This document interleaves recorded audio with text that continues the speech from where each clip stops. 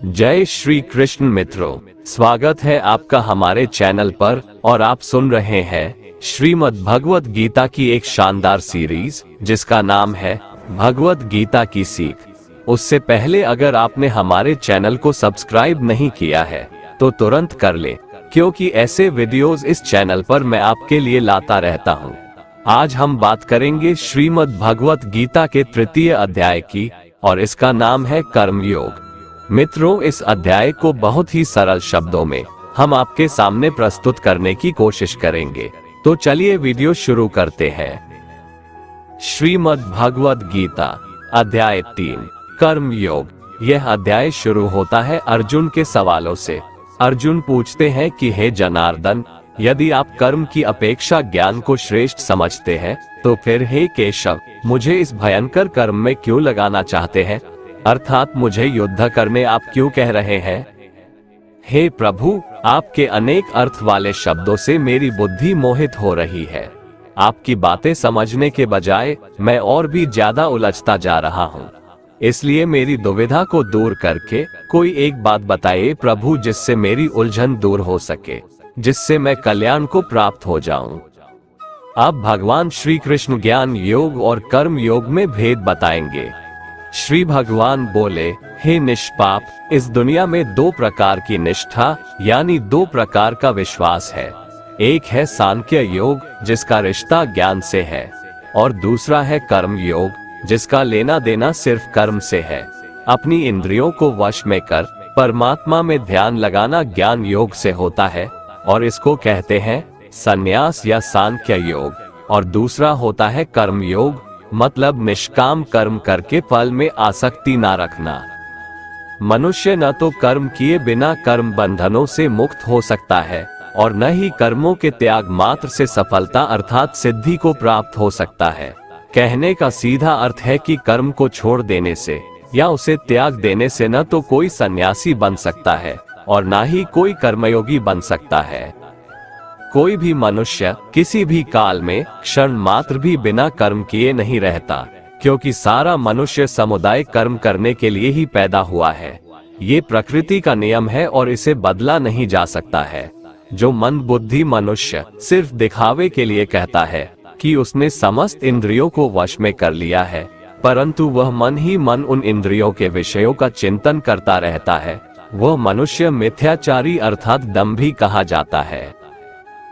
किंतु हे अर्जुन, जो पुरुष मन से इंद्रियों को वश में करके बिना किसी आसक्ति के समस्त इंद्रियों द्वारा कर्मयोग का आचरण करता है, वही श्रेष्ठ है, अर्थात वही कर्मयोगी है।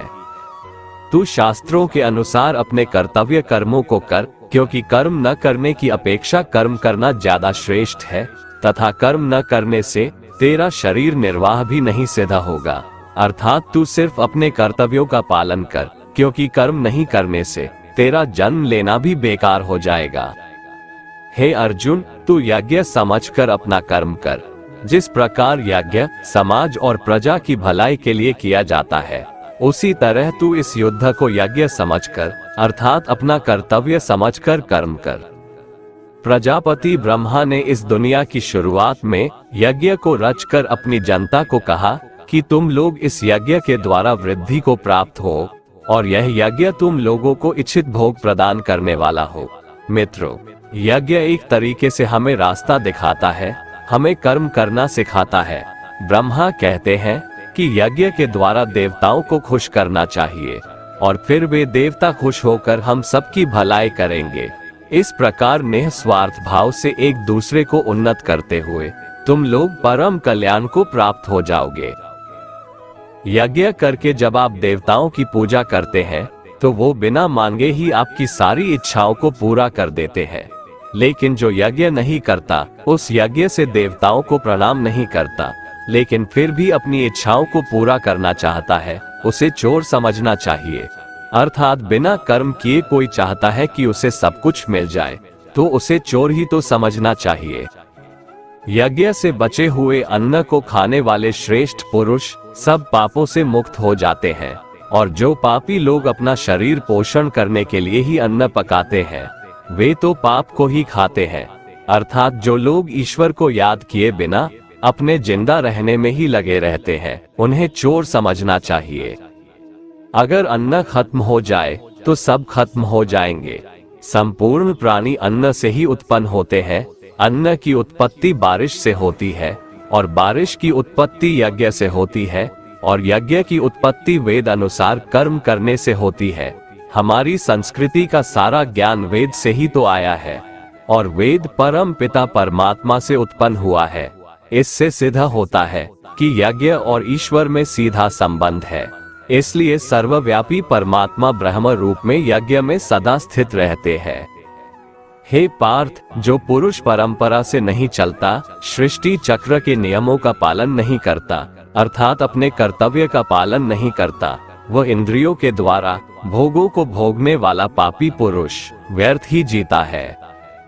परंतु जो मनुष्य आत्मा में ही रमण करने वाला और आत्मा में ही तृप्त तथा आत्मा में ही संतुष्ट हो, उसके लिए कोई कर्तव्य नहीं है।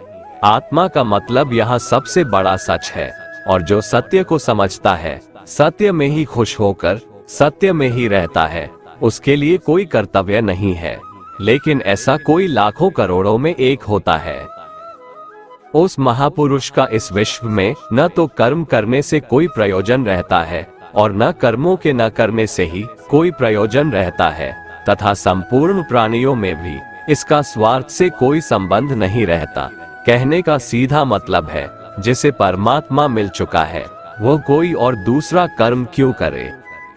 इसलिए तू निरंतर आसक्ति से रहित होकर, अर्थात अपनी इच्छा को त्याग कर सदा कर्तव्य कर्म को भली भांति करता रहे, क्योंकि आसक्ति से रहित होकर कर्म करता हुआ मनुष्य एक दिन परमात्मा को प्राप्त हो जाता है।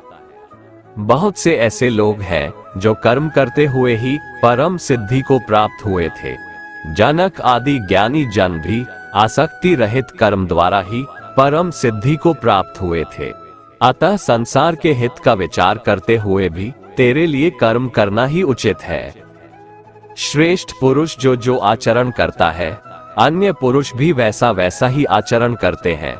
वो जो कुछ प्रमाण कर देता है, समस्त मनुष्य समुदाय उन्हीं के पद चिन्हों पर अपने रास्ते चुनता है।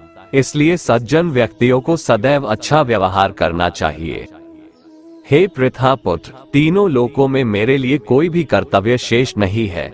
न ही किसी वस्तु का अभाव है, न ही किसी वस्तु को प्राप्त करने की इच्छा है। फिर भी मैं कर्तव्य समझकर कर्म करने में लगा रहता हूँ, अर्थात मैं भी अपने कर्तव्यों का निर्वाह करता हूँ। श्री भगवान कहते हैं, हे पार्थ, यदि मैं कर्मों को करने में सावधानी ना बरतूं तो बड़ा अनर्थ हो जाएगा, क्योंकि मनुष्य सब प्रकार से मेरे ही मार्ग का अनुसरण करते हैं। इसलिए यदि मैं कर्म न करूं तो ये सब मनुष्य नष्ट भ्रष्ट हो जाएंगे और मैं अवांछित सृष्टि की उत्पत्ति का कारण हो जाऊंगा तथा इस समस्त प्रजा को नष्ट करने वाला बन जाऊंगा। हे भरतवंशी, जिस प्रकार अज्ञानी मनुष्य फल की इच्छा से कार्य करते हैं, उसी प्रकार विद्वान मनुष्य को फल की इच्छा के बिना संसार के कल्याण के लिए कार्य करना चाहिए, ताकि लोगों को सही दिशा मिल सके। जो ज्ञानी है, जिन्हें ईश्वर की सच्चाई मालूम हो चुकी है, उनकी ये जिम्मेदारी बन चुकी है कि उनके काम करने के तरीके से कहीं किसी और के मन में काम करने के प्रति अश्रद्धा या अपमान ना पैदा हो जाए। इसलिए उन ज्ञानी जनों के लिए ये जरूरी है कि वो ऐसा उदाहरण सामने रखें जिससे हर कोई अपना कर्म, अपना कर्तव्य करने के लिए प्रेरित हो। जन्म से लेकर मृत्यु तक के सभी कर्म प्रकृति के गुणों के द्वारा संपन्न किए जाते हैं, परंतु अहंकार के प्रभाव से मोहग्रस्त होकर अज्ञानी मनुष्य स्वयं को ही कर्ता मानने लगता है। वह समझता है कि सभी कर्म तो वह स्वयं कर रहा है। परंतु हे महाबाहो, परम तत्व को जानने वाला महापुरुष इंद्रियों को और इंद्रियों की क्रियाशीलता को प्रकृति के गुणों द्वारा करता हुआ मानकर कभी उनमें आसक्त नहीं होता है। तामसिक गुण वाले व्यक्ति आलस्य या नींद इसी प्रकार के कर्म करते हैं। राजसिक गुण वाले बात बात पर शौर्य या बहादुरी दिखाने का काम करते हैं, लेकिन ज्ञानी मनुष्य जानते हैं उसके गुण ही उससे कर्म करवा रहे हैं, और जो ज्ञानी नहीं होते वो समझते हैं कि सब कुछ वही कर रहे हैं। कर्म में लगे हुए ज्ञानियों को ये जानना चाहिए कि गुण ही उनसे कर्म करवाते हैं, वो खुद कुछ भी नहीं करते। और जो ज्ञानी इस बात को समझ ले तो ये उनकी जिम्मेदारी होती है कि वो अज्ञानियों को समझाए कि कर्म ही उनका धर्म है। अतः हे अर्जुन, अपने सभी प्रकार के कर्तव्य कर्मों को मुझ अंतर्यामी परमात्मा में समर्पित करके पूर्ण आत्म ज्ञान से युक्त होकर आशा, ममता और संताप का पूर्ण रूप से त्याग करके युद्ध कर। जो मनुष्य मेरे इन आदेशों का ईर्ष्या रहित होकर श्रद्धा पूर्वक अपना कर्तव्य समझकर नियमित रूप से पालन करते हैं, वे सभी कर्मफलों के बंधन से मुक्त हो जाते हैं। परंतु जो मनुष्य मुझ में दोषारोपण करते हुए मेरे इस मत के अनुसार नहीं चलते हैं, उन मूर्खों को तू संपूर्ण ज्ञानों में मोहित और नष्ट हुआ ही समझ। सभी मनुष्य प्रकृति के गुणों के अधीन होकर ही कार्य करते हैं। यद्यपि तत्वदर्शी ज्ञानी भी प्रकृति के गुणों के अनुसार ही कार्य करते हैं, तो फिर इसमें किसी के हट से क्या होने वाला है? अर्थात जिसका जैसा नेचर होगा वह वैसा ही कार्य करेगा। इंद्रियों में ही राग और द्वेष छिपा हुआ है, किंतु मनुष्य को इनके वश में नहीं होना चाहिए, क्योंकि ये आत्म कल्याण के मार्ग के अवरोधक और शत्रु है। अर्थात इंद्रियों में ही हर तरह का भाव छुपा हुआ है, अच्छा भाव भी और बुरा भाव भी। अच्छे और बुरे दोनों भावों में हमें नहीं फंसना चाहिए, क्योंकि इसी फंसने से ही हमारे मोह की शुरुआत होती है, और फिर इन इंद्रियों के चक्कर में ही हम फंसते चले जाते हैं और कभी निकल नहीं पाते। काम, क्रोध, लोभ और मोह को हमें अपना शत्रु मानना चाहिए। दूसरों के कर्तव्य अर्थात धर्म को भली भांति अनुसरण करने की अपेक्षा अपने कर्तव्य पालन को दोषपूर्ण ढंग से करना भी अधिक कल्याणकारी होता है। दूसरे के कर्तव्य का अनुसरण करने से भय उत्पन्न होता है। अपने कर्तव्य का पालन करते हुए मरना भी श्रेयकर होता है। कोई बेहद कमजोर जिसे खुद पर विश्वास न हो, दूसरे के धर्म को अपनाता है, जिसमें थोड़ा सा भी आत्मसम्मान होता है, वह कभी भी दूसरे के धर्म को नहीं अपनाता। अर्जुन पूछते हैं कि हे प्रभु, मनुष्य न चाहते हुए भी किसकी प्रेरणा से या फिर किसके दबाव से पाप कर्म करने के लिए प्रेरित होता है? क्यों मनुष्य धर्म के रास्ते पर नहीं चल पाता है? क्यों वह अधर्म के रास्ते पर अग्रसर हो जाता है? श्री भगवान ने कहा, रजोगुण से उत्पन्न होने वाले काम, वासना और क्रोध ही इसका कारण है और यही सबसे बड़ा पापी है। तू इन्हें ही इस संसार में अग्नि के समान कभी न तृप्त होने वाले महान शत्रु समझ। दोस्तों, श्री कृष्ण बताते हैं कि आखिर पापी पाप किस कारण से करता है? कारण है रजोगुण। इसी की वजह से काम, क्रोध या राग, द्वेष जैसे भाव पैदा होते हैं, जो कि पाप की वजह होते हैं। इन्हीं द्वेषों को श्री कृष्ण शत्रु बताते हैं। इन भावों के मन में आते ही आपको समझ जाना चाहिए कि आप पर शत्रु हावी हो रहा है और आपको उसे रोकने की जरूरत है। जिस प्रकार धुएं से अग्नि और धूल से दर्पण ढक जाता है तथा जिस प्रकार गर्भाशय से गर्भ ढका रहता है, उसी प्रकार कामनाओं से ज्ञान ढका रहता है। और जब ज्ञान ढक जाता है तब हमारे अंदर काम, क्रोध, राग, द्वेष जैसे भाव उत्पन्न होते हैं और हमसे पाप कर्म करवाने के लिए उत्साहित करते हैं। इसलिए श्री कृष्ण इन्हें शत्रु बताते हैं। हे कुंती पुत्र, इस प्रकार ज्ञानी पुरुष का ज्ञान भी अतृप्त कामना रूपी नित्य शत्रु से ढका रहता है, जो कभी भी संतुष्ट न होने वाली अग्नि की तरह जलता रहता है। काम, क्रोध, मद, लोभ और मोह को नियंत्रण में रखना ही इस आग को बुझाने का एक तरीका है।